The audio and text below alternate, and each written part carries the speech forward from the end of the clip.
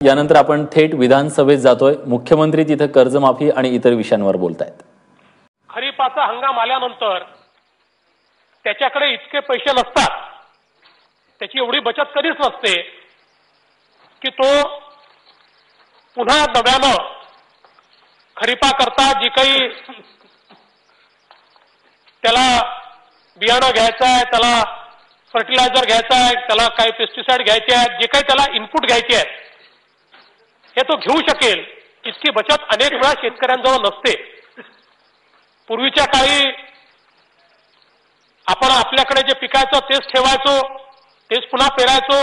आता पिकाची पद्धती बदलली, बियाण्यांची पद्धती बदलली, सगळ्या गोष्टी मार्केटमधून विकत घ्याव्या लागतात आणि म्हणून मग अशा वेळी शेतकरी हा नातेवाईकाकडनं, सावकाराकडनं कर्ज घ्यायचा आणि मग त्या कर्जाच्या फेऱ्यात तो अटकायचा।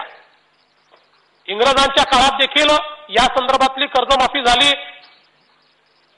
आणि अशा प्रकारे जे अडकलेले शेतकरी होते त्यांना सावकाराच्या पाशातनं बाहेर काढण्याकरता त्या काळात देखील कायदा करण्यात आला होता। आणि म्हणून मग स्वातंत्र्योत्तर काळामध्ये आपल्या या शेतकऱ्याला अशा प्रकारच्या सावकारी फेऱ्यामध्ये अडकावं लागू नये, त्याला इन्स्टिट्यूशनल क्रेडिट मिळावं, त्याला संस्थात्मक क्रेडिट मिळावं। हात उसने पैसे जसे आपण घेतो तसे हात उसने पैसे, पण ते जर इन्स्टिट्यूशनच्या माध्यमातून मिळाले तर इन्स्टिट्यूशन त्याची पिळवणूक करणार नाही, त्याची जमीन घेऊन घेणार नाही, त्याची जमीन जप्त करणार नाही, त्याच्या जमिनीचा लिलाव करणार नाही, त्याच्या जमिनीचा रजिस्ट्री करून घेणार नाही। आणि म्हणून त्याला या इन्स्टिट्यूशनमध्ये आणण्याकरता ही पीक कर्जाची पद्धत आपण सुरू केली आणि बघता बघता देशामध्ये 10 लाख कोटीपर्यंत आपण पीक कर्ज देतोय। महाराष्ट्रामध्ये 1 लाख कोटीपेक्षा जास्त हे पीक कर्ज आपण देतोय। पण दुर्दैवाने सातत्याने दुष्काळाच्या फेऱ्यामध्ये आमचा शेतकरी फसल्यानंतर आणि विशेषतः महाराष्ट्रासारख्या राज्यामध्ये जिथे 80% शेती कोरडवाहू आहे आणि ज्या ठिकाणी विशेषतः विदर्भ मराठवाड्यामध्ये मोनोक्रॉप आहे, अशा या भागामध्ये एक क्रॉप जर फेल झालं तर तो कर्जबाजारी होतो आणि अशा या फेऱ्यामध्ये अडकलेला हा आमचा शेतकरी हा संस्थात्मक कर्ज रचनेच्या बाहेर गेला आणि तो संस्थात्मक कर्ज रचनेच्या बाहेर गेल्यानंतर शेती तर तो करतोच, पण मग उधार घेऊन नातेवाईकाकडनं, सावकाराकडनं मग प्रसंगी आपल्या शेतीचे कागदपत्र लिहून द्यायचे आणि ते गमवायची। आणि म्हणून या शेतकऱ्याला पुन्हा इन्स्टिट्यूशनल क्रेडिट सिस्टीम मध्ये आणायचं। अनेक वेळा लोक म्हणतात 7/12 कोरा, 7/12 कोरा, 7/12 कोरा। 7/12 कोराचा अर्थ काय आहे? 7/12 कोराचा अर्थ एवढाच आहे की त्याला पुन्हा क्रेडिट वर्दी करणं, त्याचं जुनं कर्ज मिटवून त्याला पुन्हा नव्याने कर्ज घेता येईल अशा प्रकारे त्याला क्रेडिट वर्दी करणं, याचा अर्थ 7/12 कोरा होतो। आणि म्हणून हे जे काही राज्यातले शेतकरी या इन्स्टिट्यूशनल क्रेडिट सिस्टीमच्या बाहेर गेले त्यांना पुन्हा सिस्टीम मध्ये आणणं, याचा अर्थ कर्जमाफी आहे। पण ते सिस्टीम मध्ये आले आणि तेवढ्यापुरतं जर आपण थांबलो तर ते पुन्हा कर्जबाजारी होतील। कारण आपण बघितलं 8 साली 9 साली आपण कर्जमाफी केली आणि आता ज्यावेळेस कर्जमाफीच्या संदर्भात मी पुन्हा त्याच्या आकडेवारीमध्ये गेलो, आपल्याला आश्चर्य वाटेल। 8 मधला शेतकरी 9 मध्ये कर्जबाजारी झालेला दिसतो, 9 मधला 10 मध्ये कर्जबाजारी झालेला दिसतो आणि तो कर्जबाजारी होण्याचा फेरा आणि इन्स्टिट्यूशनल क्रेडिट सिस्टीम मधून बाहेर जाण्याचा फेरा हा कुठेही थांबलेला नाहीये। आणि म्हणून कर्जमाफी हा एक महत्वाचा उपाय आहे, पण त्या उपायावर आपण थांबलो तर शेतकरी कर्जमुक्त होऊ शकणार नाही। आणि कर्जमुक्त याचा अर्थ हा नाही की शेतकऱ्यांनी कधी कर्जच घ्यायचं नाही। कर्जमुक्तचा अर्थ हा आहे की त्याच्यामध्ये कर्ज परत करण्याची कॅपॅसिटी निर्माण होणं, कारण त्याला कर्ज तर लागणारच आहे, उद्योजकालाही लागतं, प्रत्येकालाच लागतं। किती श्रीमंत असले, टाटा असले, बिर्ला असले, अंबानी असले तरी कर्जच घ्यावं लागतं, कर्जाशिवाय तर काही बिझनेस पुढे जात नाही। आणि म्हणून कर्जमुक्तीचा अर्थ असा आहे की त्याच्यात ही सक्षमता निर्माण झाली पाहिजे की त्याला घेतलेलं कर्ज परत करता आलं पाहिजे। आणि म्हणून मी असं समजतो की ही कर्जमाफी हा पहिला टप्पा आहे की ज्या टप्प्यामध्ये इन्स्टिट्यूशनल क्रेडिट सिस्टीमच्या बाहेर गेलेला शेतकरी, संस्थात्मक कर्ज रचनेच्या बाहेर गेलेला शेतकरी त्याचा 7/12 कोरा करून म्हणजे त्याचं जुनं कर्ज फेडून आपण त्याला पुन्हा इन्स्टिट्यूशनल क्रेडिट सिस्टीम मध्ये आणतोय, त्याला क्रेडिट वर्दी करतोय पुन्हा तो कर्ज घेऊन आपली शेती करू शकेल अशा प्रकारची ही व्यवस्था त्याच्याकरता आपण उभी करतोय.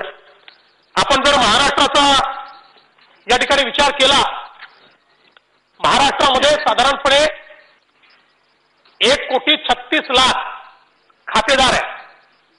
या 1,36,00,000 खातेदार शेतकऱ्यांपैकी आपण जर बघितलं तर साधारणपणे 1 हेक्टरपेक्षा कमी क्षेत्र असलेले शेतकरी हे 49% आहेत. 1 ते 2 हेक्टर क्षेत्र असलेल्या शेतकऱ्यांची संख्या ही 29.5% आहे. आणि एकूण जर आपण अल्प आणि अत्यल्प भूधारक शेतकऱ्यांची संख्या काढली तर ती महाराष्ट्रामध्ये 78.5% आहे. आणि आपण जर या ठिकाणी बघितलं तर या 1,36,00,000 खातेदारांपैकी आतापर्यंत कधी ना कधी कर्ज घेतलेले खातेदार किती, तर ते जवळजवळ 90 लाख आहेत. याचा अर्थ 46 लाख खातेदार असे आहेत की ज्यांना कर्जाची आवश्यकता नाही, किंवा जे शेती करत नाही, किंवा ज्यांना कर्ज घेताच आलं नाही, किंवा ज्यांनी केवळ लँड होल्डिंग केलेलं आहे, शहरात राहतोय आणि इन्व्हेस्टमेंट म्हणून शेती घेतली आहे. अशा प्रकारचे जवळजवळ 46 लाख खातेदार हे राज्यामध्ये आहेत. हे जे 90 लाख कधी ना कधी कर्ज घेतलेले खातेदार आहेत आणि प्रतिवर्षीचा जर आपण हिशोब लावला तर साधारणपणे 50 लाख, 52 लाख, 56 लाख एवढे शेतकरी कर्ज घेत असतात. आणि म्हणून हे कधी ना कधी कर्ज घेतलेल्या 90 लाख शेतकऱ्यांचा जर आपण विचार केला तर या 90 लाखापैकी 44 लाख शेतकरी असे आहेत की जे थकीत आहेत. 44 लाख शेतकरी हे इन्स्टिट्यूशनल क्रेडिट सिस्टीमच्या बाहेर गेले. कधी गेले? हे 2009 साली गेले, 2010 साली गेले, 2011 साली गेले, 2012 साली गेले. मोठा आकडा 2012 सालचा आहे, 2013 सालचा आहे, 2014 सालचा आहे, 2015 सालचा देखील आहे.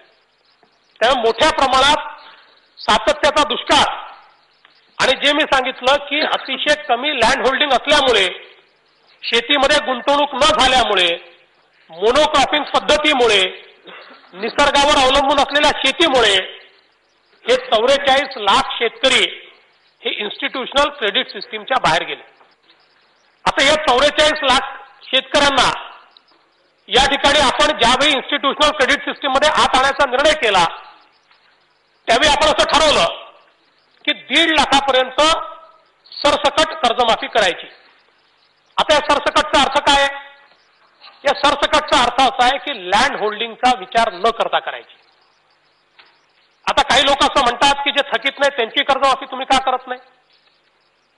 आता खरं म्हणजे ज्यांनी शासन पाहिलं नाही, ज्यांना पद्धती माहिती नाही,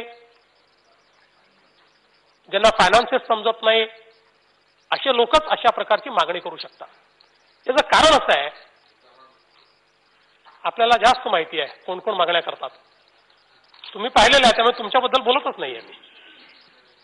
काही लोक आहेत म्हणजे आता बोलू नये, आता सुकाणू समिती आहे, काही चांगले लोक आहेत, काही असे लोक आहेत की जे काही मागण्या करतात त्यांना माहितीच नाही काय आहे. आपण जे कर्ज अटक केलं आहे त्याचा जर आपण हिशोब लावला तर हे सगळं कर्ज सरसकट म्हणजे सगळं कर्जाचा जर विचार केला तर 1,20,000 कोटी रुपयाचं कर्ज हे माफ करावं लागेल. 1,20,000 कोटी रुपयाचं कर्ज. आणि जो डिस्ट्रेसमध्ये नाहीये, म्हणजे तो शेतकरी फार श्रीमंत आहे असं नाहीये, पण तो 11ला भरतोय, 12ला भरतोय, 13ला भरतोय, 14ला भरतोय, 15ला भरतोय, 16ला भरतोय आणि केवळ इतरांना मिळतंय म्हणून याचं करून टाका. शेवटी राज्याच्या फायनान्सेसची देखील एक आपली कॅपॅसिटी आहे. आणि उद्या अशा प्रकारचा जर निर्णय घेतलाही तर राज्य चालणार आहे का? हे राज्य चालू शकणार आहे काय? राज्य डिफॉल्टमध्ये जाईल. आणि म्हणून सरसकटचा अर्थ काय आहे? तर सरसकटचा अर्थ असा आहे की कुठलीही लँड होल्डिंग ची अट न ठेवता जे डिस्ट्रेसमध्ये आहेत त्यांना. आता याच्यामध्ये आपण 1.5 लाखापर्यंतचा निकष टाकला. त्याचं कारण काय आहे? राज्याच्या अर्थव्यवस्थेचा विचार केल्यानंतर तुम्ही जेवढे पैसे उभे करू शकता, जेवढे खर्च करू शकता, याचं एक लिमिटेशन आहे. आणि मग या लिमिटेशन मध्ये किती तुम्ही स्ट्रेच केलं आणि स्ट्रेच करून एक तुम्ही आकडा ठरवला, तर तुमच्याजवळ जर 10 रुपये आहे, तर या 10 रुपयामध्ये पहिल्यांदा कोणाला कर्जमाफी दिली पाहिजे? जो सगळ्यात गरीब आहे त्याला दिली पाहिजे. मग त्याच्यापेक्षा थोडा ठीक आहे त्याला दिली पाहिजे.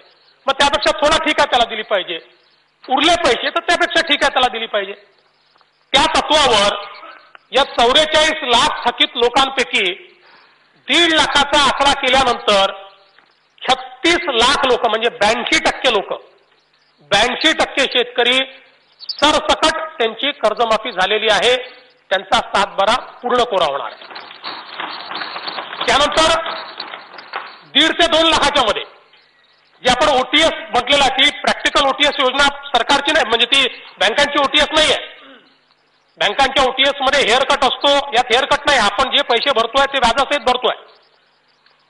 त्यामुळे आपण आता जे 1.5 ते 2 लाख आहे याच्यामध्ये किती शेतकरी आहेत? 3 लाख शेतकरी याच्यामध्ये आहेत. 1.5 ते 2 लाखामध्ये म्हणजे कोणाचे 1,60,000 रुपये, कोणाचे 1,70,000 रुपये, कोणाचे 1,75,000 रुपये. म्हणजे त्यांना 10,000 रुपये, 15,000 रुपये, 20,000 रुपये जर भरले तर तोही कर्जमुक्त होणार आहे. त्याच्यानंतर आपण जर 2 ते 2.5 लाखाचा विचार केला तर त्याच्यामध्ये परत 1.5 लाख शेतकरी आहेत. म्हणजे ज्यांना 30,000 रुपये, 40,000 रुपये, 50,000 रुपये, 60,000 रुपये भरल्यानंतर त्यांचाही 7/12 पूर्णपणे कोरा होणार आहे.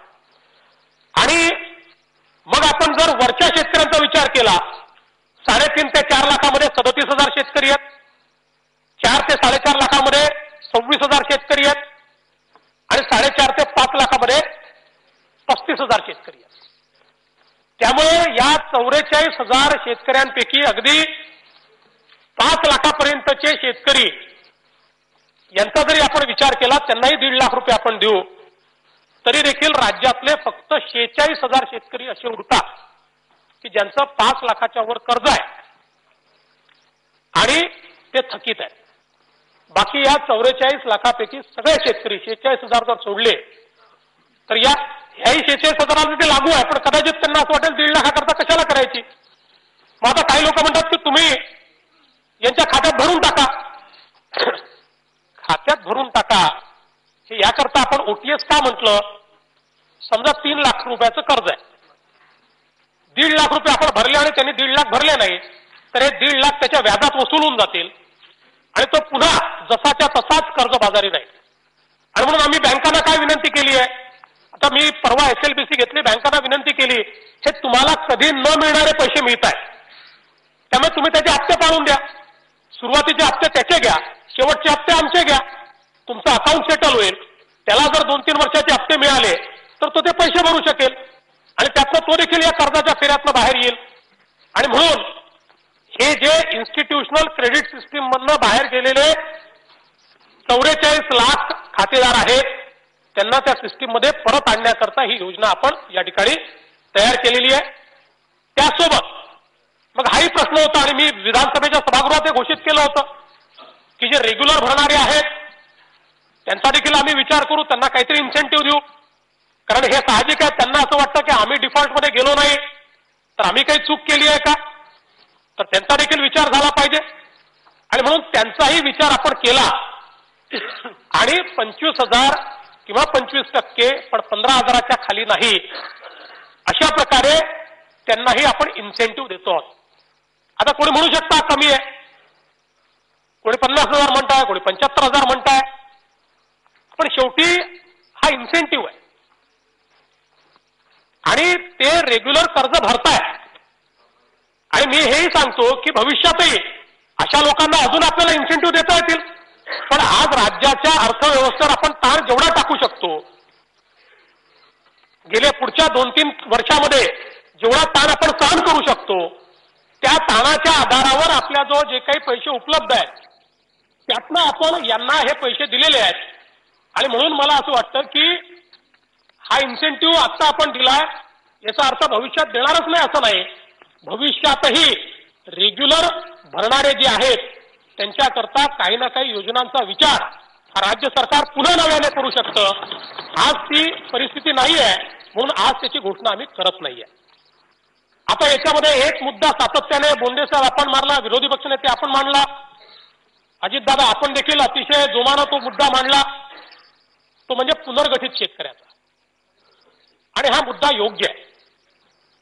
पुनर्गठन ज्यांचं झालेलं आहे अशा शेतकऱ्यांना दुहेरी मार आहे. याचं कारण त्यांनी स्वतःचं कर्तृत्व दाखवून अडचणीच्या काळामध्ये आपल्या कर्जाचं पुनर्गठन करून घेतलं.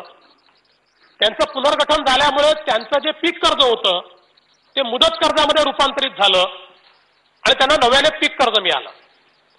त्यामुळे आता ते दुहेरी कर्जात फसले. जरी आपण हे सरकार आल्यानंतर या मुदत कर्जामध्ये 6% इंटरेस्ट सबवेन्शन दिलं, पहिला हप्ता भरण्याचा निर्णय आपण केला, तरी देखील त्याच्यावर त्याचा ताण हा निश्चितपणे पडणार आहे. आणि म्हणून हे जे पुनर्गठित शेतकरी आहेत याच्यामध्येही दोन आपल्याला त्यात भाग दिसतात. जे जुने पुनर्गठित शेतकरी आहेत त्यांच्या पुनर्गठनानंतर ते पुन्हा डिफॉल्टमध्ये गेले, त्यामुळे त्यांचं पीक कर्ज डिफॉल्टमध्ये गेलं असेल तरी या योजनेत समाविष्ट आहेत. त्यांचं मुदत कर्ज डिफॉल्टमध्ये गेलं असेल तरी या योजनेत ते समाविष्ट आहेत. पण काही अशी आहेत की जे डिफॉल्टमध्ये गेलेले नाहीत, पण त्यांचं जे 2016 साली पुनर्गठन झालं त्यामुळे त्यांच्यावर जो दुहेरी मार आहे आणि म्हणून त्यांनाही या योजनेमध्ये समाविष्ट करून त्यांचंही 1.5 लाखापर्यंतचं कर्ज रद्द करण्याच्या संदर्भातला निर्णय राज्य सरकार या ठिकाणी घेईल.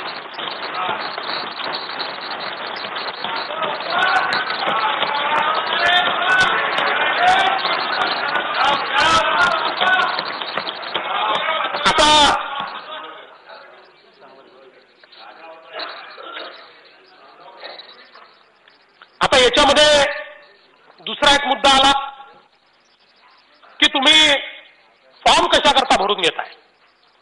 याद्या घ्या, पैसे भरून टाका. मुळामध्ये जेव्हा काही चुका होतात त्या चुकातनं जर आपण शिकलो नाही आणि वारंवार त्या चुका करू लागलो तर शेवटी हा पैसा काही माझा नाही, आपल्यापैकी कोणाचाही नाही, हा जनतेचा पैसा आहे. जो काही पैसा आपण देतो टॅक्सचा आहे. कर्ज घेऊन देखील आपण जर पैसा दिला तरी ते कर्ज फेडणारा आपला टॅक्सच आहे, सामान्य माणसाचा पैसा आहे. त्यामुळे सामान्य माणसाचा पैसा हा योग्य प्रकारेच वापरला गेला पाहिजे. आपल्याला या ठिकाणी मला लक्षात आणून द्यायचं आहे की 2008 आणि 9 साली आपण कर्जमाफी केली आणि 2008-9 साली जी कर्जमाफी आपली झाली, खरं म्हणजे तसं तर आपण त्या कर्जमाफीचा जर विचार केला आणि या कर्जमाफीशी त्याची तुलना केली तर प्रति शेतकरी ती कर्जमाफी ही 20,000 रुपयाची होती. ही आता कर्जमाफी प्रति शेतकरी 55,000 रुपयाची आहे. हा त्यातला फरक आहे, पण तो जाऊ द्या. एकूण ती 2 टप्प्यात केली. पहिल्या टप्प्यामध्ये 6,000 कोटीची, दुसऱ्या टप्प्यात 4,000 कोटीची, एकूण खर्च 8-8,500 कोटी रुपये त्यातला झाला आहे. पण ही जी कर्जमाफी झाली याच्यामध्ये आपण जर बघितलं तर सीएजीने काही गोष्टी आपल्यासमोर आणल्या या कर्जमाफीच्या संदर्भात.